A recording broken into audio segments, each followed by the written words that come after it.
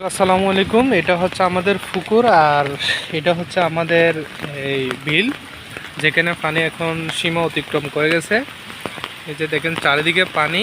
এখন অল্প কিছু পানি উঠলে আমার পুকুরে পানি আসবে। এই দুদিকে বিপজ্জনক গ্যাস, কারণ এখানে যেহেতু আমরা মাছের চাষ করি, এখানে তো প্রায় হাজার হাজার টাকার মাছ। তো নিচ দিয়ে অনেক মাছ চলে গেছে অলরেডি। নিচে আমরা একটা এই 5 ইঞ্চি একটা পাইপ দিছি পানি আসা যাওয়া করার জন্য, ওইখানে মাছ না যাওয়ার জন্য আমরা ব্যবস্থা করে দিয়েছি, কিন্তু ওটা বর্তমানে নেই, পানির চাপ এটা চলে গেছে। তো এখন দেখতেছি বাহিরের পানি থেকে, পুকুরের পানি থেকে বাহিরের পানিটা অনেক বেশি। এখন অল্প পানি আসলেই এই পুকুরে পানি চলে আসবে। দেখেন চারিদিকে পানির সাগর আর পানির সাগর। এই যে এখানে দেখা যাচ্ছে এগুলো সবগুলো হচ্ছে ঘরবাড়ি, এগুলো অলরেডি ডুবে গেছে।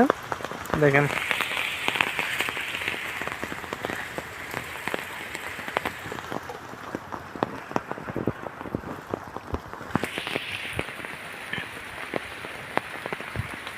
পানির সাগর আর পানির সাগর চারিদিকে।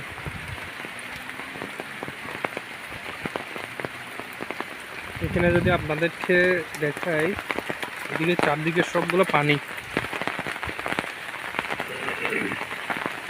দেখেন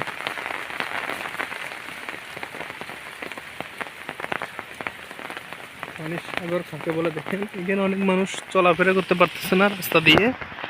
আপনাদেরকে একটু জুম দিয়ে দেখেন, এই যে দেখেন এটা হচ্ছে রাস্তা। এদিকে পানি একটু কম আছে, কিন্তু এদিক দিয়ে পানিটা অনেক বেশি।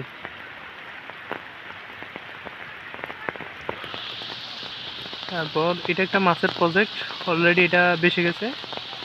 এটা মাছের প্রজেক্ট, এখানে ঘরেও পানি ঢুকছে। এদিকে চারিদিকে পানি। আমি এদিকে একটু গিয়ে আপনাদেরকে দেখাই। এই দেখেন চারিদিকে পানি আর পানি, পানির সাগর চারিদিকে। এদিকে এগুলো হচ্ছে সবগুলো ঘরবাড়ি, সবগুলা বেশি গেছে।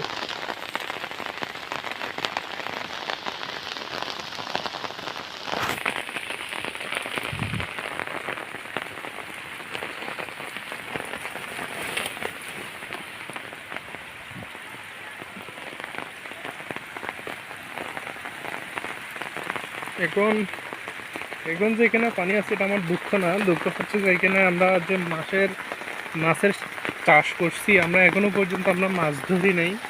এখানে হাজার হাজার টাকার মাছ এখানে পাই। আজকে 1 বছর ধরে আমরা এখানে মাছের চাষ করতেছি, একটা মাছও কিন্তু আমরা এখনো ধরি নাই বড় হওয়ার জন্য।